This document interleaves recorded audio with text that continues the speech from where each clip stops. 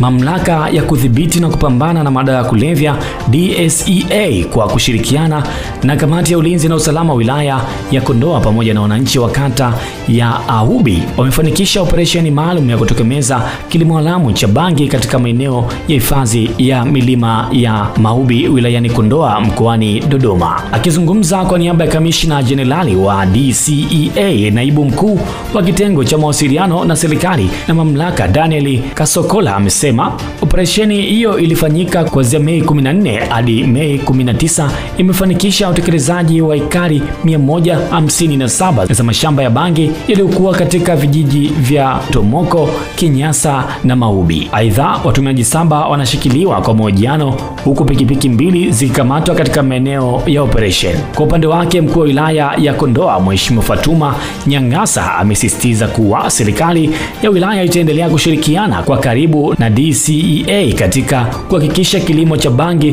kinatokomezwa kabisa na kusisitiza kuwa elimu wananchi itaendelea kutolewa ili waachane na kilimo hicho haramu. Kwa upande wake, mwenyekiti wa kijiji cha Mafai Shuaibu Hamisi Kalingana ameweka bayana kuwa kijijini hapo kumekuwa na historia ya kilimo cha bangi kwa muda mrefu, lakini kwa sasa viongozi wa kijiji wamejipanga kutokomeza mapambano dhidi ya zao hilo haramu. Na mkazi Hamisi, mkazi wa kijiji cha Nafai, amepongeza juhudi za serikali kwa kutoa elimu kwa wananchi, jambo ambalo limebadilisha fikra za wananchi kuhusiana na bangi.